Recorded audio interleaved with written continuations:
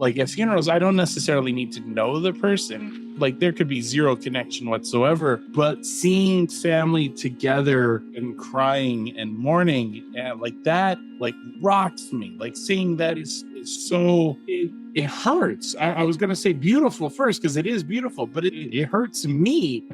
And I'm like, is it just empathy or is it just the idea that person is remembered?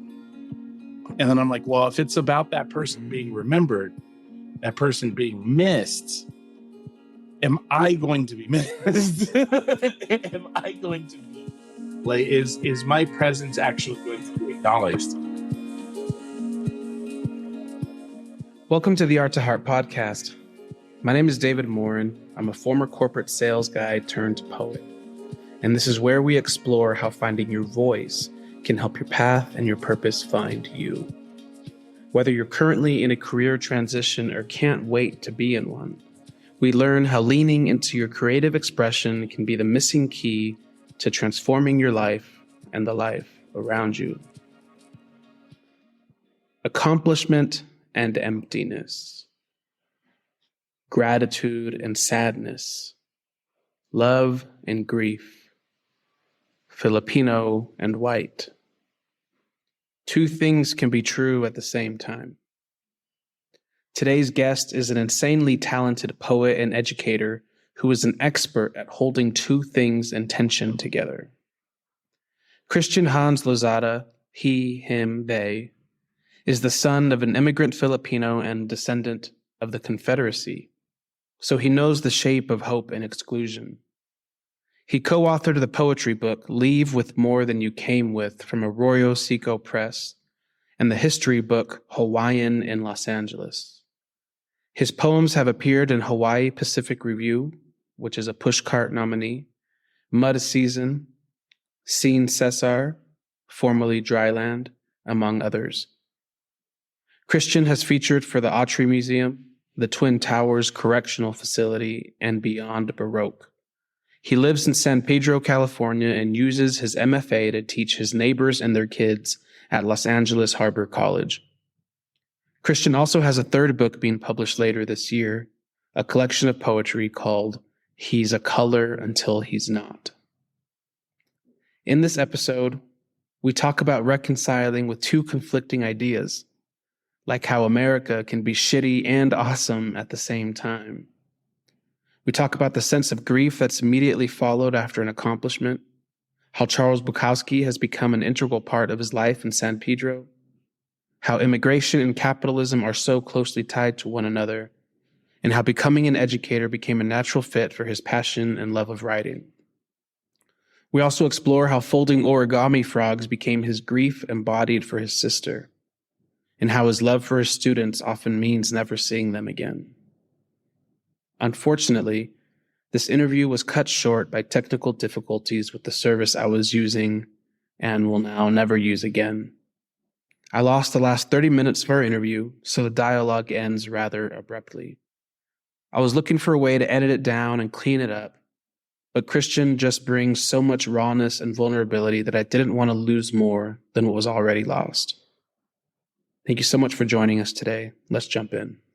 And actually, I just told you this yesterday in our workshop, but the way you write about certain things in life, it's like the smallest details that no one really ever pays attention to. And so it's I think I said it was like you write about a bunch of flies on the wall that no one ever thinks of.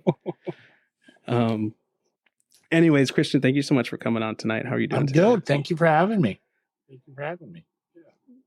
Yeah. So you have also published a couple of books before. This isn't your first rodeo. Yeah. You're about to have your third book. This will be my third published? coming out next year. Yeah. So Congratulations. my first one was weirdly enough historical photography book, Hawaiians in Los Angeles. Even though I have my MFA in creative writing, first book was a history book. Filled with horrible facts and stuff like that. And then my second book, it was a poetry book, co-written with Steve Hendricks, who's like an old school writing partner of mine that I met at Borders. We've been writing together for like 10 years before that book came out, called Leave with More Than You Came With. And that book, like I enjoyed making that because he moved up to San Francisco and we still like throw poems back and forth at each other. And what we tried to do was just throw the poems into the book together, let them play off of each other, even though we're talking about two completely different points of view. Him as an Italian American and me as a mixed race, Filipino and white person. We did some weird stuff. It was pretty fun. So and now you have your third book. No collaboration. This is all Mr. Lozada. Yeah, no collaborations. He's a color until he's not. Should be coming out from Mood Type Press late 2023. Congratulations. How's it feel to know you're about to have 3 books published now? I don't know. I don't sit well with success. I don't know if you can call that success, but like just accomplishment of any sort. I don't sit well with it. Like if I do stop, I'll probably get depressed.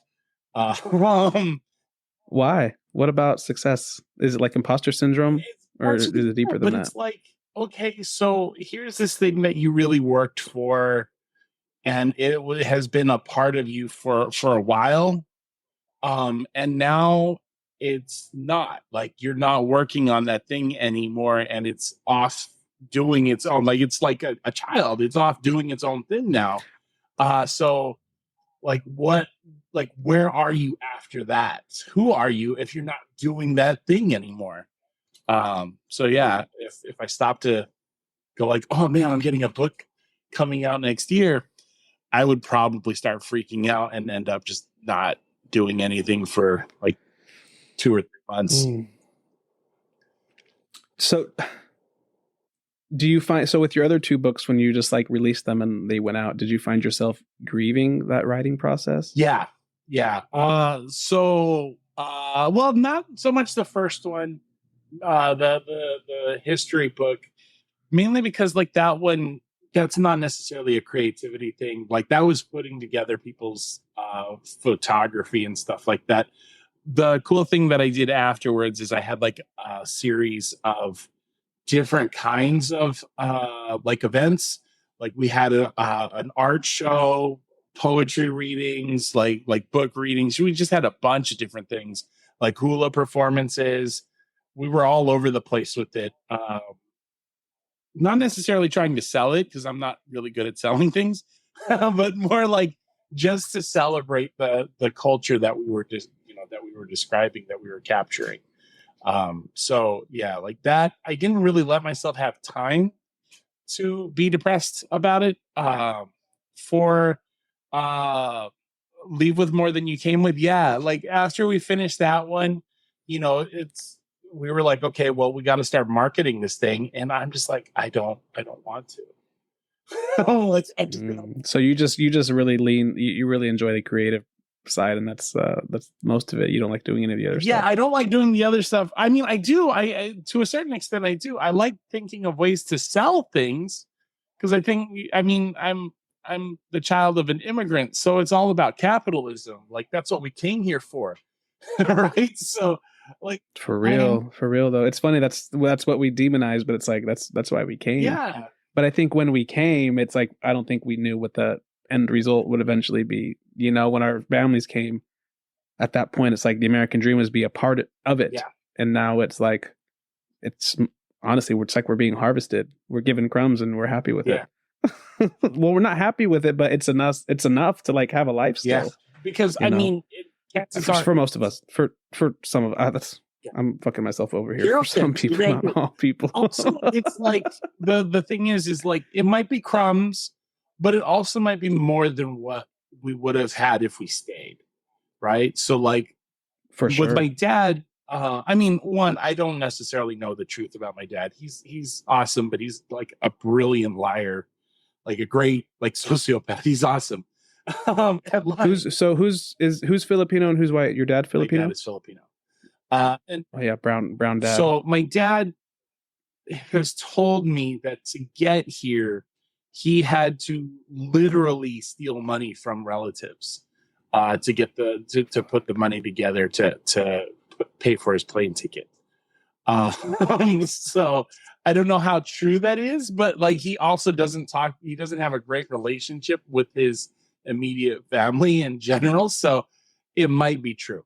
It's Wow. kind of how it is. And while he was there, like I do know this, like there were times when he was so poor he had to beg for food, not even beg for cash, like literally beg to eat. He was always traveling. Like he moved to different provinces. He had a wife and two kids before my mom and and me and my younger brother. And so he would travel to different provinces and even to Australia to work and send money back home. Things went bad over there because like his wife was like not spending the money on the kids. She was just partying. And this is why he was in the States sending. No, he was in Australia. So this is before me. This is before moving to America and stuff like that. So like, okay, he was scrambling and scrounging, like I was saying earlier, like, we might be fighting for crumbs right now, but our crumbs right now are sometimes better than the crumbs we had back there.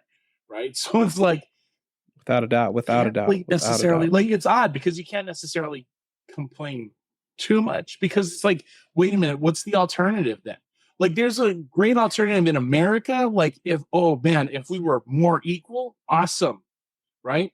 But at the same time, it's like, I saw what was back there,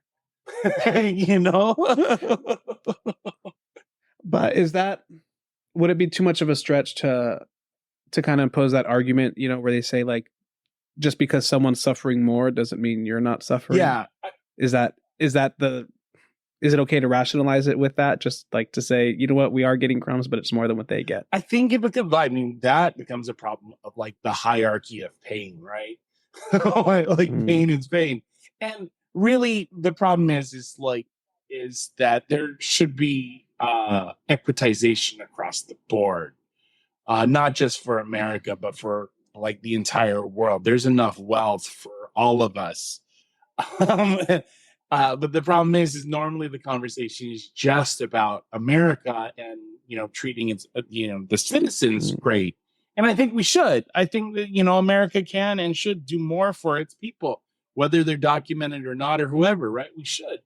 But at the same time, again, like if you're haunted by what was before America, the argument for not like just going, is pretty good, kind of becomes weak because it's like, it is pretty good.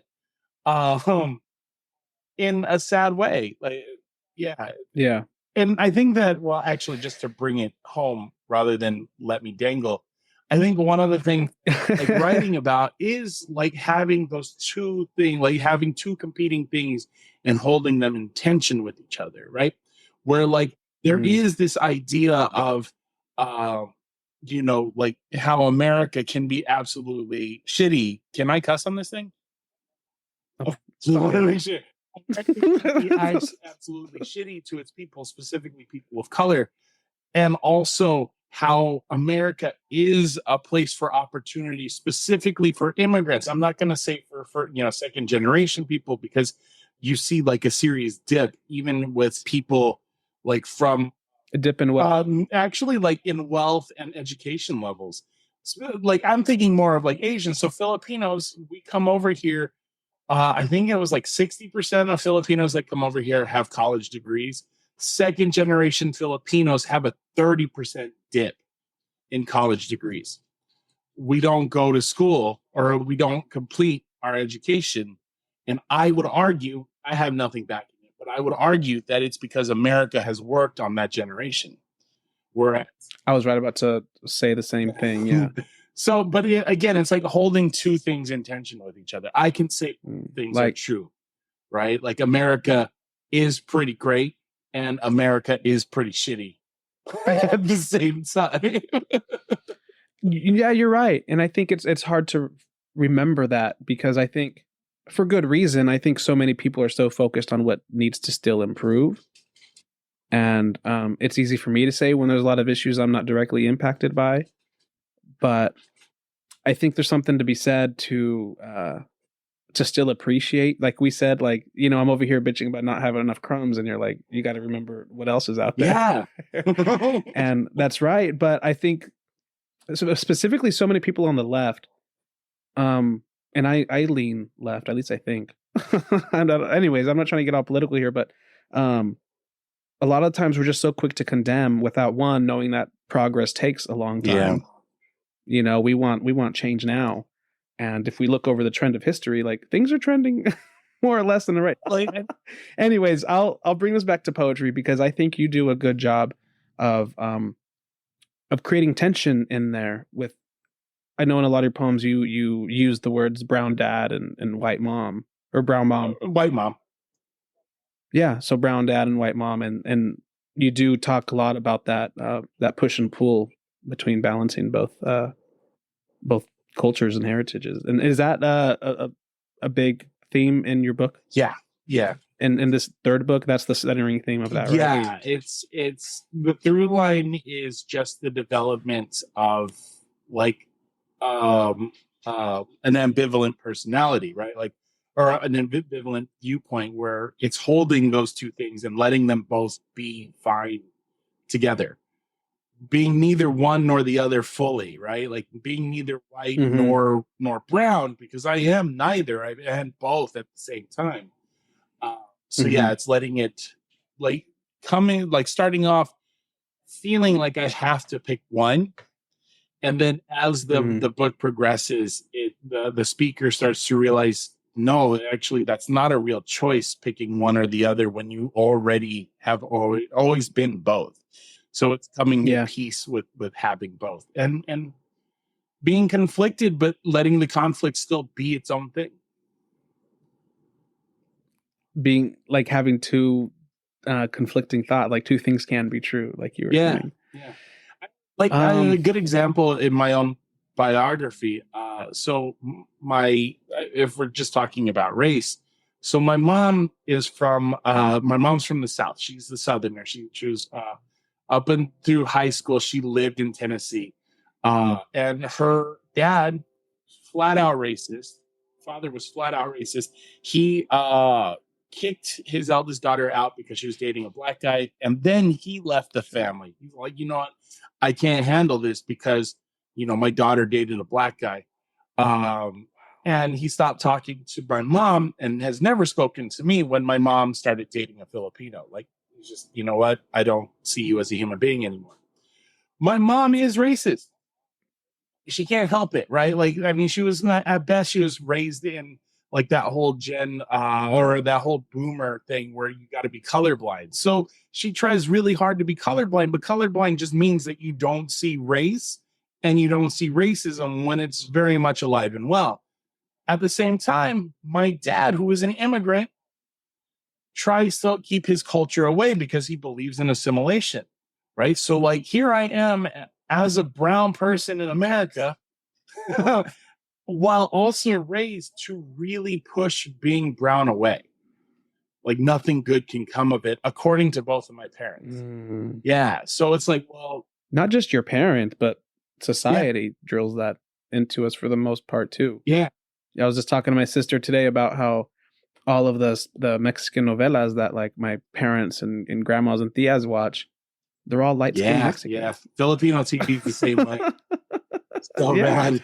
And so, I guess I'll make one final point on here that I thought was really fascinating, because, you know, I think all brown people face that, and specifically with Mexicans a lot, just because the border's so much closer, and so there's usually a lot of turmoil between, like, are you Mexican American? Are you full Mexican? You know, and so for me, that's become a recent kind of crisis for myself of really learning and recognizing of how I assimilated into that colonizer mindset, and, you know, and in a lot of ways looked down on my own people, and like it's fucked up. And it took me a long time to untangle that.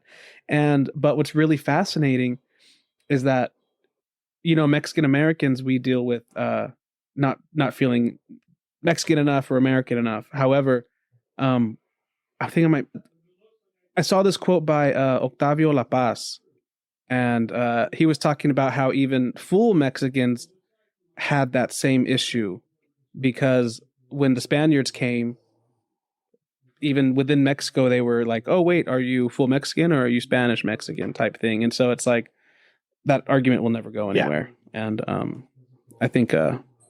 Anyways, I think it's time to move on to a poem. All right, so I'm just reading this thing, right? Yeah. Which one? Which one? I'll are you start reading? off with the John Wick one. What's the title John of it? Wick is also about a dog's death. Yeah. So. All right. Yeah. Let's dive in. All right. So long now have revenge fantasies obsessed me. How unimaginable loss starts a journey of poor substitutions for lost intimacy, like a toxic boy unable to show affection. Which is to say, look beyond the metaphor of stunted emotional expression and see that this is a story of community. How the loss of a piece causes cracks in the structural integrity of the whole. How the absences of each of us leaves behind our tongues and grooves uniquely suited for only one place in the foundation.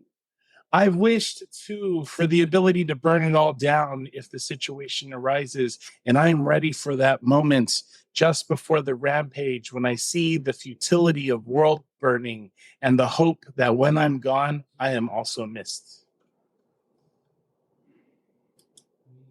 I've wished too for the ability to burn it all down. You pulled off a poem about John Wick.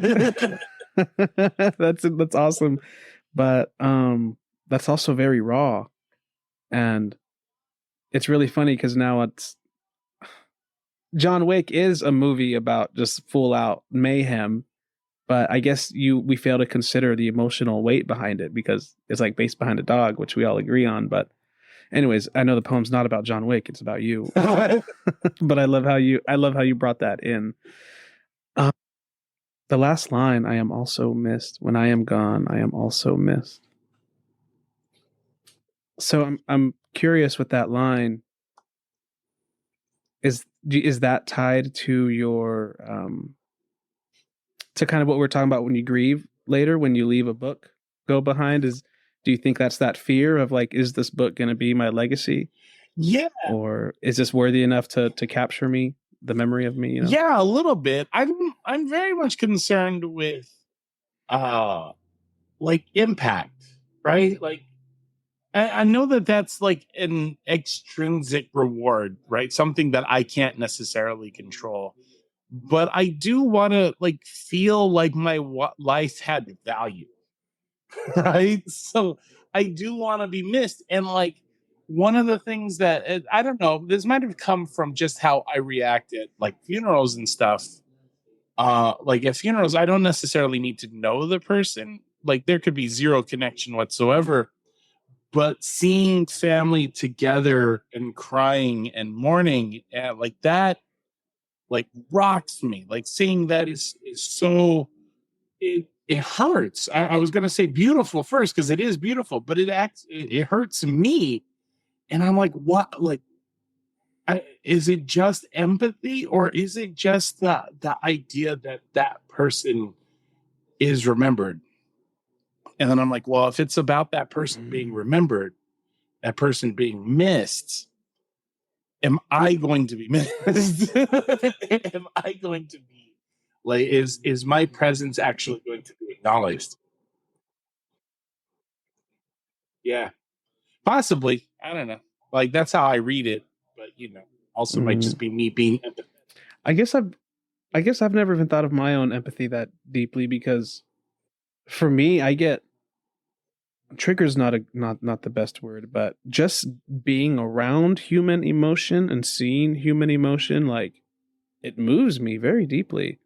Like just in the last few years, I've started crying at the most random things. I can watch a documentary about a team winning the Super Bowl and I'll be there crying with them. Like, yeah, I want this too. And it's like, what the hell is wrong with you? And conversely, I think in general, I've just my sensitivity emotional sensitivity, but also like sensitivity to the energies and emotions of other people as well. But I think that has gone up a lot too, because the football season just started and I'm finding myself turn away from the screen more than ever because of like, I can't see an injury. Mm. Like I can't see the hits. Even when I was younger, I don't know if you remember like MTV Scarred or something. It would just be a show of like the most gruesome skateboarding and biking injuries or whatever. I was never able to watch that, but now that's equivalent to watching football for me. Oh. And so maybe it's the fear of seeing their emotions after the pain. I don't know, but yeah, I'm saying a lot to say that just seeing emotion is enough to trigger me, but I've never dug behind it enough to see if it's one of my own fears behind it all. Yeah. So I've noticed that kind of last line of the that I'm also missed is like something that's coming that has come up regularly in my poems, like just like hoping to be remembered. And I don't necessarily like that it pops back up because I'm like, that's seriously egocentric. Like I want to be missed. Like what, but at the same time, it's like, well, yeah, it's honest. It's an honest thing. But maybe you're just summarizing it in your head. What do you mean? Like, I think the fact of being missed doesn't mean it's egocentric. I think the fact of being missed could just confirm to you that like you loved people. Yeah. Like you left your heart with people, and an indicator of it's a KPI. It's a key performance indicator. KPIs aren't necessarily ego. It's just your performance. Yeah. And I think that goes back to the idea of like, did I have worth? Did I have value? And it's, again, like that's extrinsic. I can't control that. I can't control how other people see me. But it's something that as a teacher is an odd thing to want. Because once the student's gone, they're gone. Like it's really like the random nerds that'll come back and check in, but at the end of the day, like they're out of your life, um, and whatever effect that you had on them, it has to kind of be taken on faith that you did have some sort of effect, or like you even hope for that. So when you said that you have been writing more, how that theme has been appearing in your poems, are you talking generally like for a while or recently? Because I know recently you've been dealing with a lot more grief, but if it's been before that more ongoing, does that mean you're constantly having like a grieving for your students? Yeah, that like have moved on. I have literally had poems that are about grieving for my students. Like this idea that like we kind of push them to like graduate and all of those good things, and we get emotionally involved in their development, which is great. I think that that's part of what makes me a good teacher is my emotional connection to the students and their journey through school. But it's also a misplaced and futile thing because like the whole point of it is for them to move on without me. like that is you literally teaching them. Yeah. I literally tell students at the beginning of the semester, I'm like, my job is to be here and teach. I'm going to be here this year and next year. You fail my class, great, take it again. Like I'll be happy to see you. Your job is to leave. And like that's really what that's the goal. And if I forget that along the way, which I do, because again, emotional connection is kind of vital to care about our students and to love our students. It also weighs heavy. It weighs heavy on the heart because you're giving with no real hope for a return. Mm.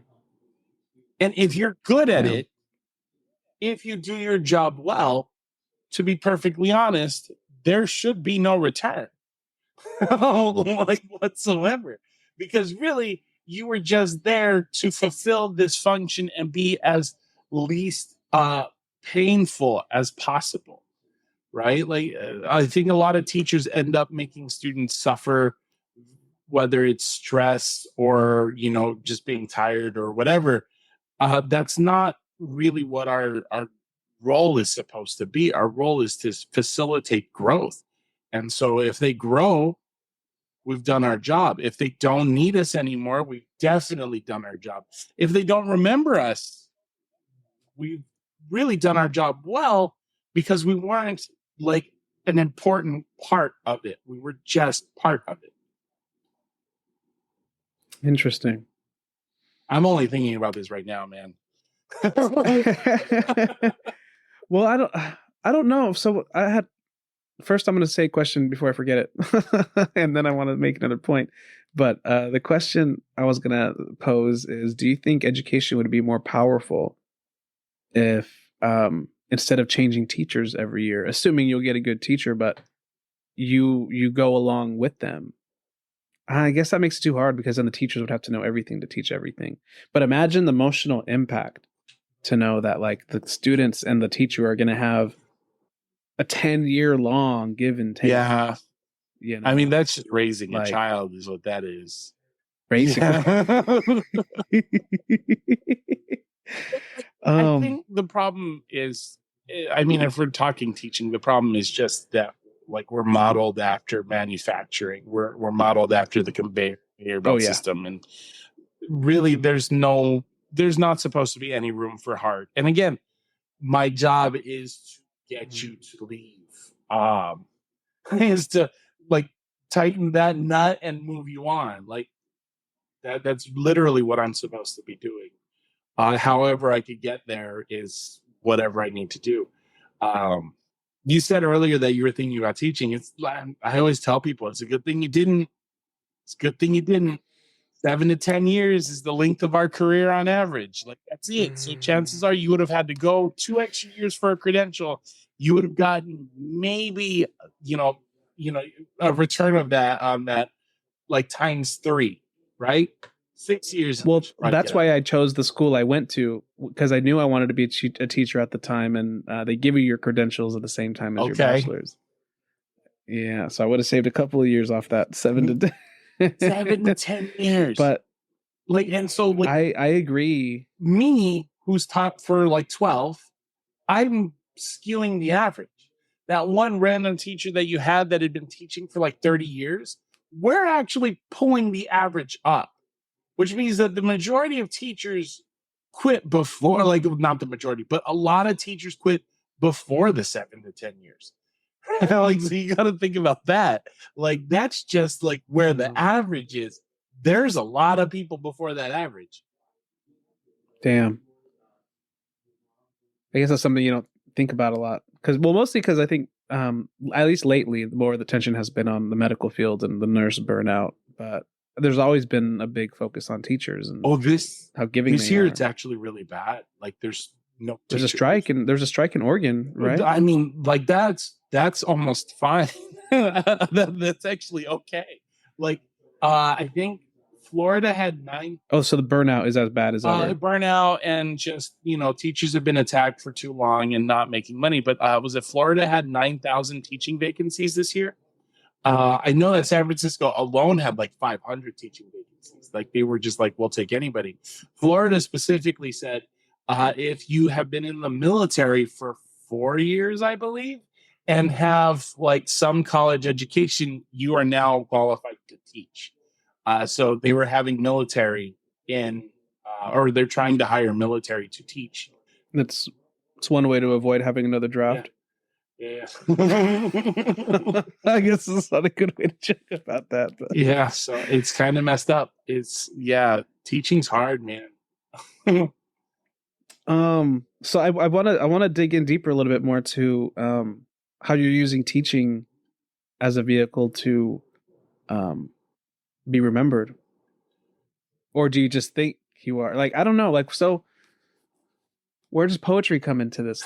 So pretty much, is it like anything? Is it like anything that you do? You're just worried about not being remembered for it, just your existence? Yeah, I think anything I do is pretty much like just I'm worried that I'm not going to be remembered.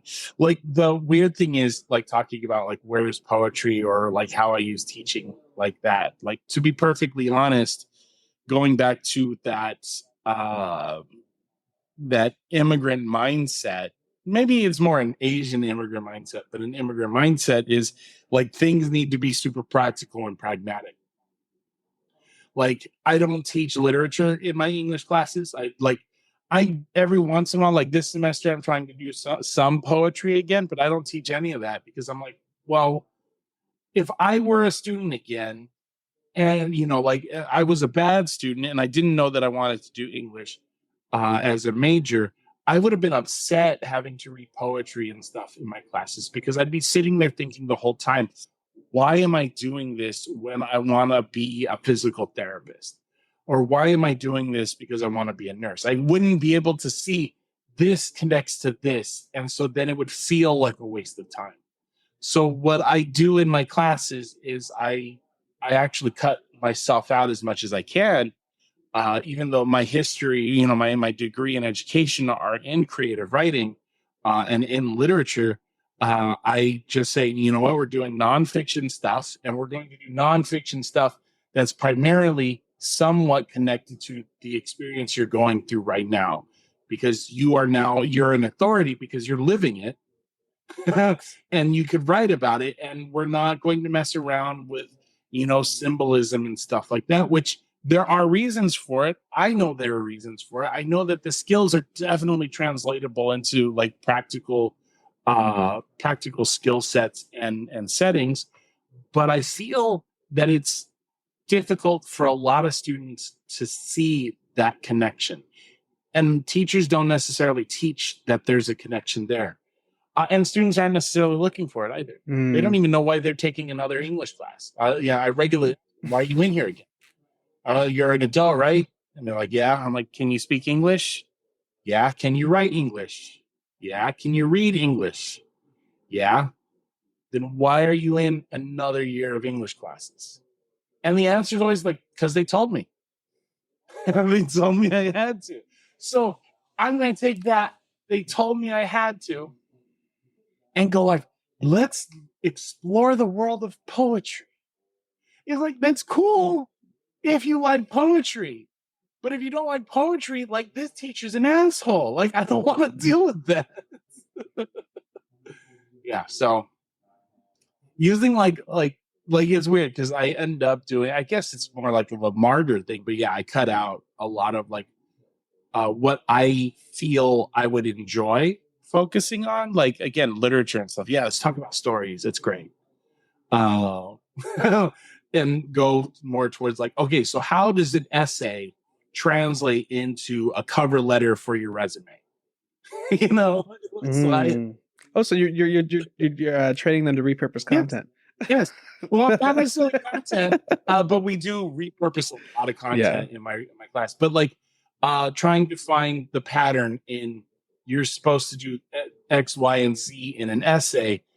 That same move needs to show up in your cover letter. You need to address the reader, say what you want, give an example, and how it connects to the reader to show that you deserve that, whatever it is that you want, and then tell the reader what the next step is. What percentage of those students would you say are receptive to the idea of poetry and exploring poetry? There's always nerds. If I'm talking percentage, I would, in all honesty, like, most students will be fine with whatever I teach. Like, I mean, we have data on it. I think it's like 70 to 80% of the students will just do whatever you tell them to. and they're fine. Yeah. I mean, well, so it sounds like the corporate factory's working just as it should. Yeah. So yeah, but see, like, my thing is always focusing on that 20 to 30%. Like, yeah, those students, the 70 to 80, are going to be fine, which means that I just don't want to mess that up. As long as I don't fuck them up, they're going to be okay. Right. is this 20 to 30 that are in all probability not going to pass. Like, those are the ones that I teach towards. Like, those are the ones that I send the most emails to. I put the most comments on their papers, even though at the end of the day, what I'm probably doing is overloading. But I just want to say, hey, there's somebody that's watching you, man. Like, somebody that's in your corner and wants to do better. Yeah. I wonder if your not your grief, but your the idea of not being remembered. I wonder if that can be applied to like the Pareto principle. If like if the 20%, how 80% of the output comes from 20% of the input. Yeah. So I wonder if most of all of that is based on those 20% of students that like you're hoping you can get through. So it's like, maybe you don't give a shit about the other 70% of students. That's a really bad way of saying it. Obviously you care about them, but like you said, they're going to be fine. Yeah. So the ones that you're not sure if they're going to be fine, is that where most of that weight comes from? Yeah. I mean, I've never connected it to the idea of being remembered. Mainly because I know that those students, again, the nerds are going to be the ones that remember me, because they're the ones that are going to be coming back and like going, hey, Mr. Christian. And I'll be like, that's not my name, man. Just call me Christian. They're the ones that are going to come back and talk with me, but they're also the ones that I pay the least amount of attention to. But they're nerds. They enjoy that stuff. I guess that's where you just the more facilitating is for them. Yeah.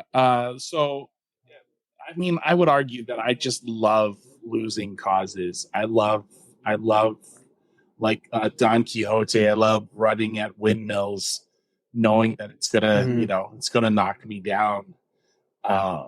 Yeah, I love that. I love that aspect of things. What first got you into writing? Because earlier in the beginning of the episode, you were talking about all the passions that you had around that, like all the events you'd do and games you'd make. So like, where did your love and passion from all of that come from? So again, like I'm very weirdly pragmatic about all things except for living. So I was like, except for what? I was very much like into trying to be an artist, but it was more like the feeling of doing art rather than the art itself. And then like trying to paint and draw and stuff like that. And then I started dating this girl shortly after high school. Man, she was a good artist. And I'm like, well, what kind of artist? She was a painter. Like it was like conceptual painting. It had, like some really good stuff. And she like got accepted into, I mean, she went to Cal State Long Beach's BFA program. And then got her MFA at Claremont. So I spent a lot of time like up at Claremont watching these artists and stuff like that. I'm like, well, I'm not that good. So I better try to find some other outlet. Oh, here's writing. I do like reading. So I guess I'll start trying that stuff. And like I tried to do like comedy short stories and stuff like that. And they were not good. They were all just like cliche crap. But I mean, you learn how to. At least you tried it. Yeah. And then it just kept growing because when I went to school, like my first major was to be a physical therapist. And then like that just didn't grab me. And I changed majors a bunch of times. And what I ended up doing was about my fourth year at community college, I'm like, I kind of need to really do something. Like these part-time jobs that are not equaling full-time pay, like they're not great. So I looked at my transcripts and I was like, the only class I get A's in is English classes. So what does it take to be an English major? And they're like, you're pretty much there. You actually just need your general ed stuff that you've been avoiding for a while. So once I decided to be an English major, I turned my grade point average from like a 2.0 because I was just trying to stick around in school and stay on my parents' insurance to I ended up with a 2.8, which is okay. But after you had so many units, it's hard to turn everything around. But it was like 4.0 as soon as I changed my major to English. It was all A's after that. So yeah, it was like basically me not getting the message that this is something that I already like, and me trying to force being practical onto it. Mm. Well, that speaks to me a lot, because I wish I would have figured out a lot sooner that I was a writer. Like same thing. English was always the easy subject for me.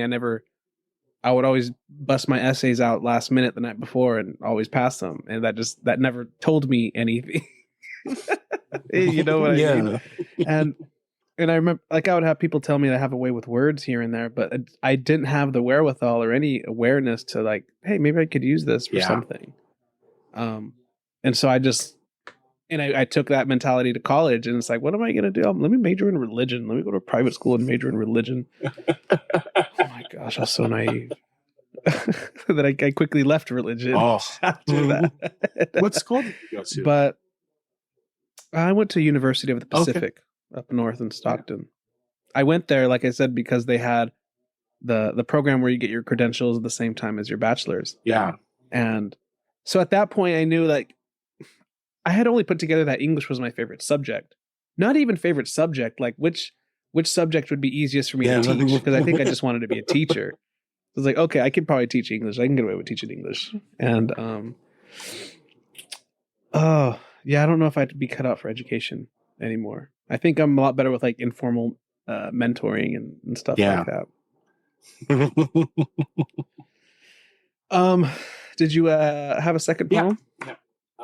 Let's see here. So this is one of my Bukowski poems. It's called. You want to talk a little bit about what you're doing with this Bukowski project? Yeah. So my sister, which is really, really fun. Fun downplays it. It's been a treat to see all these different poems you're busting out throughout this process. It's pretty impressive. Thank you. So my sister was a San Pedro historian, and she passed away earlier this year, and before, like, she even was diagnosed with cancer and stuff, we had done all this research and had started this project of she started a museum, the San Pedro Heritage Museum, and her first big project was to try to get a bronze statue of Bukowski made. And this is like before the pandemic. And as we were doing the fundraising, it started getting, like, weird because, around the pandemic and shortly before, you had all of those little, like, uprisings and knocking down of statues of, like, white people and stuff. And we're like, we're going to erect another white person statue? Like, is this the right move?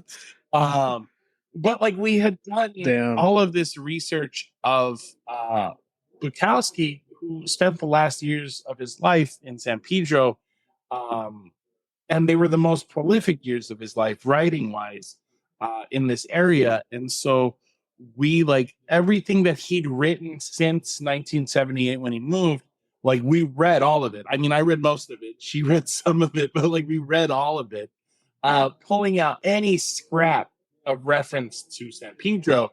And then she, as a historian, started doing research on the places and anybody that might have known him at the time in those places.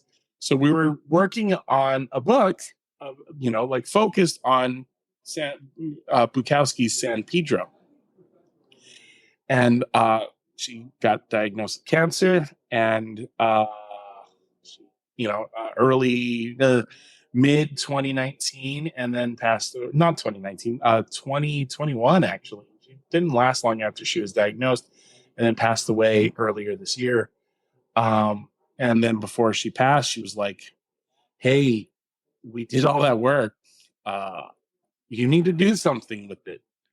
And I'm like, yeah, but you were the one that was going to add the history. All I was doing was the research. But, so I'm using the little pieces that I have. And then while she was dealing with cancer, I started folding origami frogs in, like, the hope, like that 1,000 cranes. I'm like, I'm going to make 1,000 frogs because this is silly. And I started it before I knew that her chances of surviving were very little before she started the treatment. So I'm sitting there and I'm full.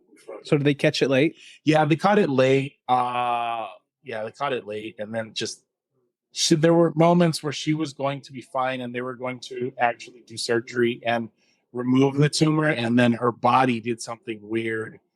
What was it? Like her body would just like lose iron all of a sudden, and then she had to get on dialysis, and it just it turned fast. Where did it start? Where did her cancer start? Uterine cancer. Oh man. Yeah. So I knew about this project, but I don't think I ever heard all the history behind the project. Yeah. I didn't like. I knew you were trying to honor your sister, but I didn't know this was a full-on project. You both were this deep in, and that was one of your sister's last requests to you, was to finish this. That adds layers and layers to this for me, at least from how I've been reading this. Yeah, and it's weird because like we did like a precursor to it. We did an article for San Pedro today, and like that's where I'm going to build off of.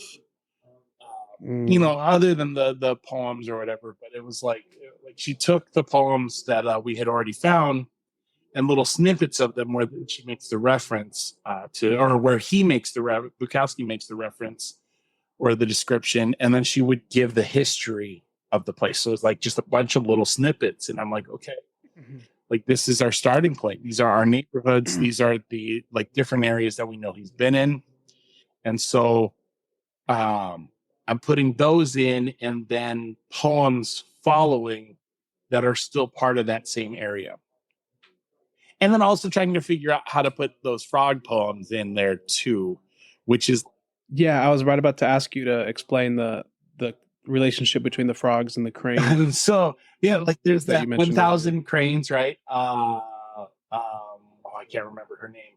But the girl who was dying after the nuclear bombing in Japan, she was making 1,000 cranes, and the mythology of it is if you string 1,000 cranes together, you get a wish. And she unfortunately didn't finish, or even if she did, I can't remember if she did or not. She still died. Sadako. There it is. Yeah, Sadako. Sadako. Yeah. And so she needs. Yeah, she obviously still died, but the 1,000 folded cranes has become like a symbol for peace. And while my sister was dealing with cancer, like one of my students at Harbor, who my sister actually went and joined my Asian Pacific Islander program when she was going back for her degree. For that program, one of my students did a presentation on origami, and she taught us how to make frogs. And I'm like, this is ridiculous. I'm going to make 1,000 frogs.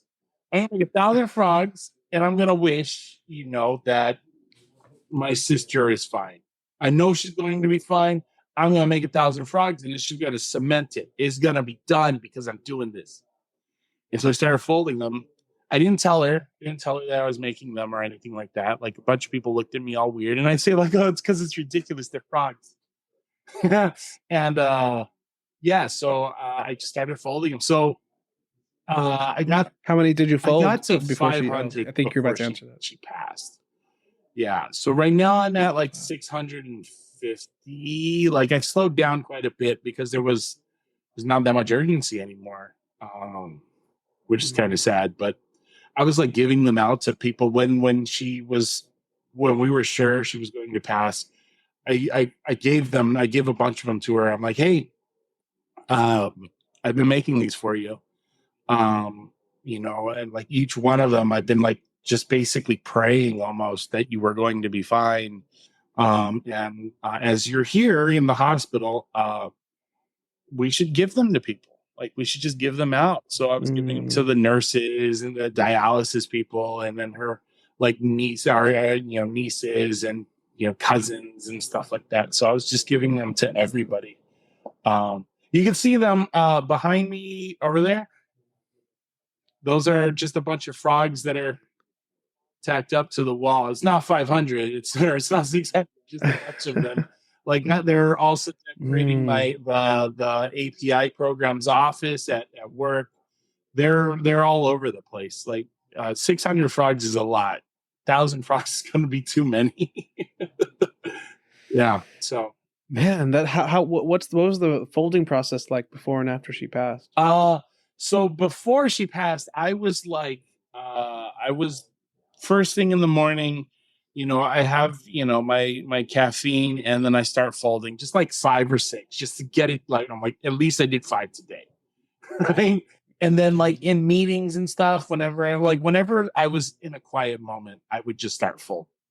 My wife got mad at me at one of the CLI readings that we went to, like one of their open mic things or showcase things.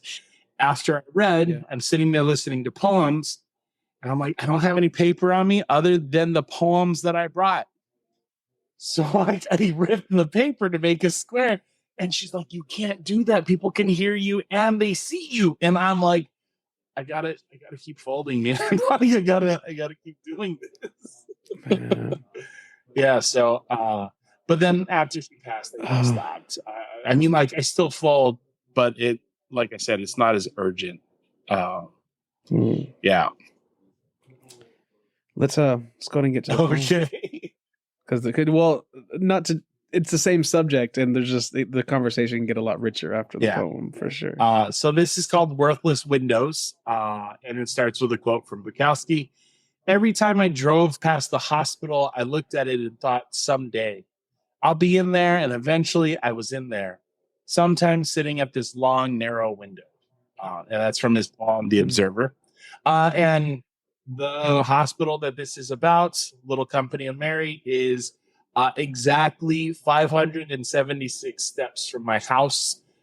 I counted them when I was visiting her, because like I would just walk over to visit, and I'm like, this is something I could do rather than think about how sad I am.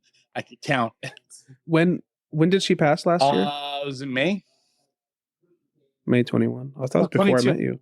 This year, she passed this year. Oh, this year. Yeah. Damn. So yes, it's been a few months. Yeah. All right. So Worthless Windows. Before the poet borrowed a bed at San Pedro Peninsula Hospital to die, he conflated it with death and fame. The place is now named Providence Little Company of Mary to connote comfort, corporatization, and salvation. He borrowed a window there too, with a worthless view to the person in bed, useless unless they stacked blankets beneath their butt to catch a glimpse at apartments across the street, bookending squat houses. A dream dose of vitamin D, and by chance to be seen by passersby through the glare. Sometimes hope placebos, being seen heals, and not all rooms and windows are made for people. The window behind my sister's bed in her wedge room in that hospital let light splash in and offered nothing for the eye. But oh, how I wish it gave me something to look at when she greeted me with a smile, the clunk and whir of dialysis, and welcome to my deathbed. Oh, how I wish she could look out at the apartments or press her face against the glass for one eye to see the port downhill. Oh, how I wish I can see her still in that worthless window from my car as I pass, or to kiss her thin-haired head or hug her without feeling something would break.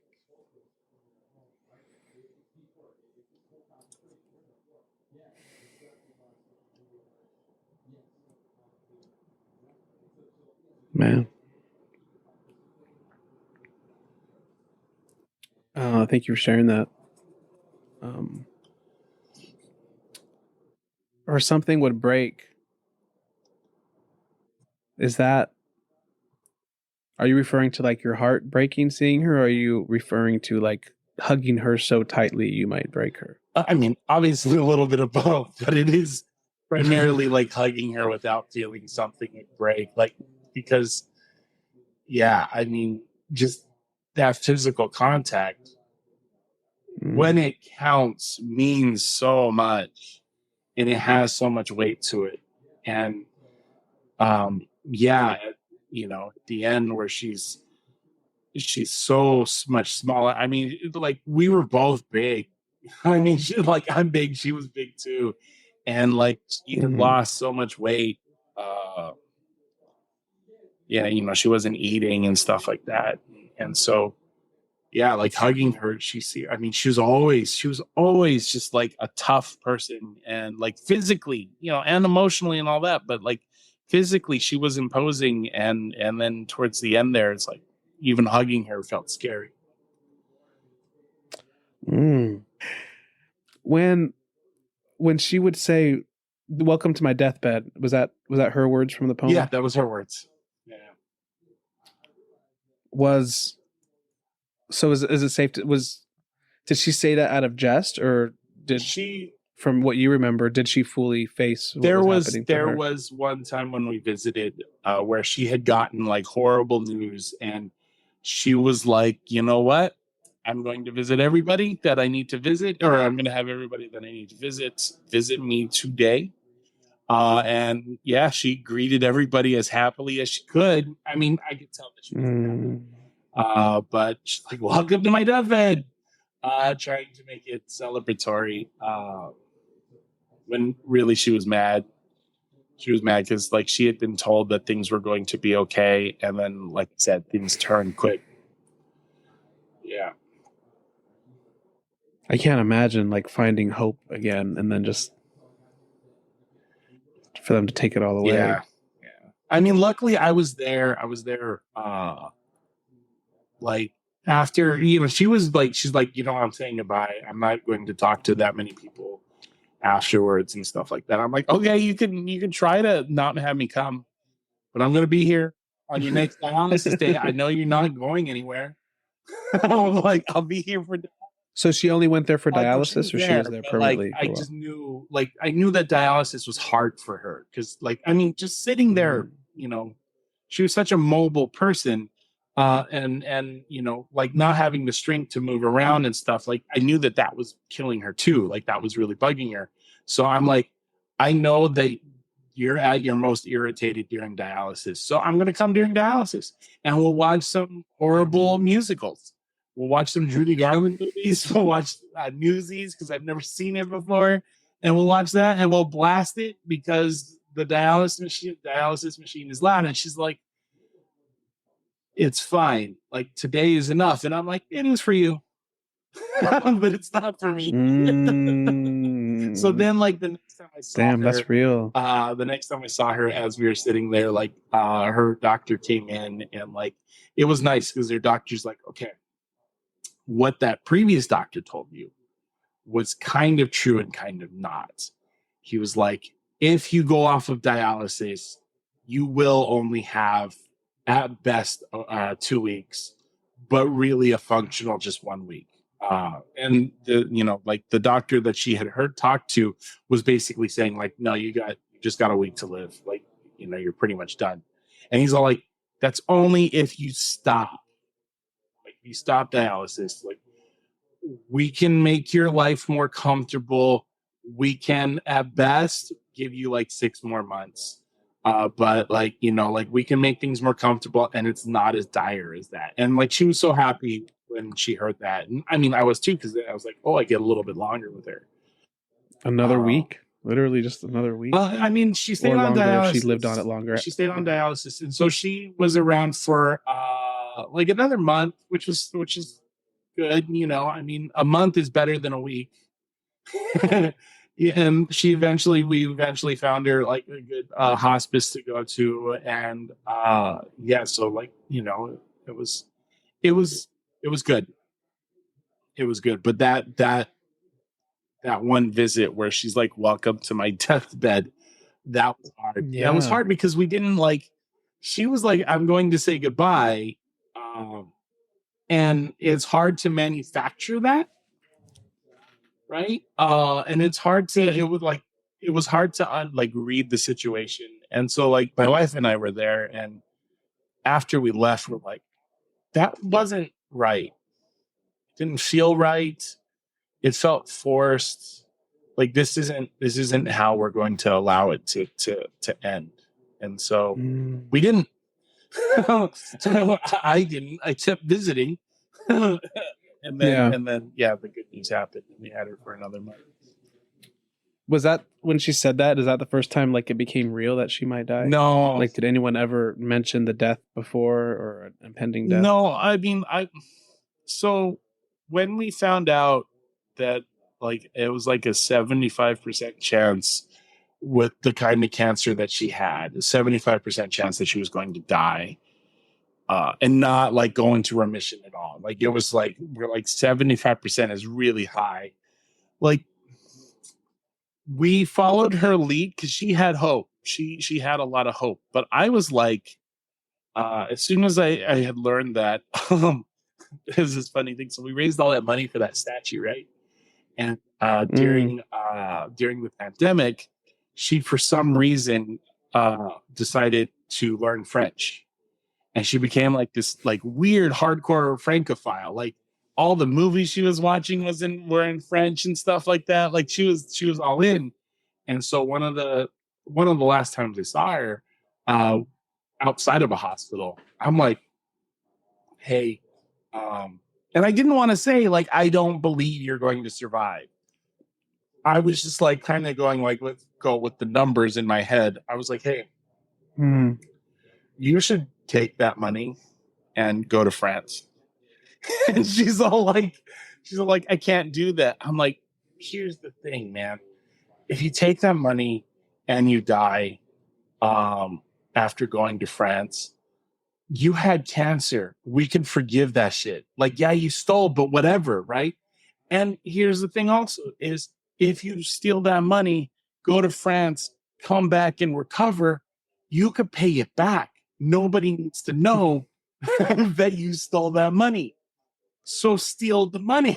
Like I was like, just take it and go to France. And I kept bugging her for it, like, to do it. And she didn't. But yeah, like, I'm like, I look fine. Then justify the means. I would. That's my money too. Like, I'm like, just steal the money. Just steal it. Yeah. I guess I said it wrong. It's the means justifying the end.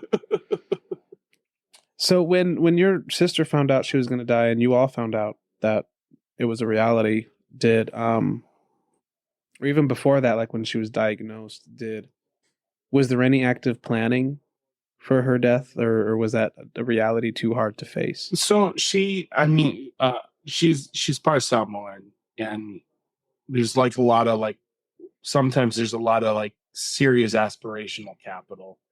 So she was like, she knew she was going to be fine. So any sort of planning and stuff like was not on the table because she was going to be okay. It was not up for debate. Like at all. Like, and there were things like she'd point out like, hey, that I was diabetic, and the doctor told me I'm diabetic. And this is like years ago. She's like, the doctor told me I was diabetic. And I told him, no, I'm not. And she like prescribed medication and stuff like that. And she went home and she's like, I've decided not to be diabetic. And then the next time, they checked her, was it A1 numbers or whatever the heck it is? He's like, you're not diabetic anymore. And she's like, well, I'm not. like it's this weird, magical, aspirational thing about her where she just go like, I'm not doing that anymore. She quit cigarettes like really easy. She's like, I know I should stop. And then like her younger sister's like, you know what? You really need to stop smoking. And she's like, okay, just stop smoking. Like it was never a thing anymore. Like I was seeing her smoke like a pack a day and then it just stopped. And so you say you're linking that to her Samoa inside her? Yeah. It's like there's a lot of like aspirational, like magical thinking in Polynesian cultures sometimes. I mean, I don't want to make a generalization, but like it comes up. It comes up. Fitting. Yeah. So what was it like for you before then? Were you more focused on being there for her than giving your own grieving attention? And I threw myself into those stupid frogs. To be perfectly honest, like I gave myself like a task so I wouldn't have to pay attention. It's like, oh, I could fold these. I can just do this. I don't need to actually pay attention to how I feel. And then also, as I'm folding these frogs, I'm writing down like what's going through my head, whatever emotions I have, and that's just on the frogs. On the frog. Well, not literally on the frog, but like as I'm folding, I'll start typing as the thought comes into my head, and then keep folding or whatever. And that's just a way to disassociate, right? So like I have a task, and I don't have to actually think or feel whatever it is I'm going through, and I could feel it, and I could write it down without actually having to feel it, without actually earnestly having to feel it. And that's where the episode was cut off. If you want us to continue this conversation, please let me know. Thank you so much for being here today and lending us your ears for a little while. If you enjoyed listening to Christian and his heart, please follow him on social media. You can find him on Instagram at poetloz, POETLOZ, or on his website, readontillmorning.org with 2 L's. readontillmorning.org. These will also be in the show notes. Thank you for listening to this episode of Art to Heart Podcast. If you enjoyed this episode, please consider leaving a rating or review. Tag me on social media, send me a DM, or leave me a voicemail at www.art2heart.life with a number 2. And let me know how you're liking the conversations. If you have any feedback, tips, or constructive criticism, I am all ears. Thank you so much for listening, and we'll see you next week.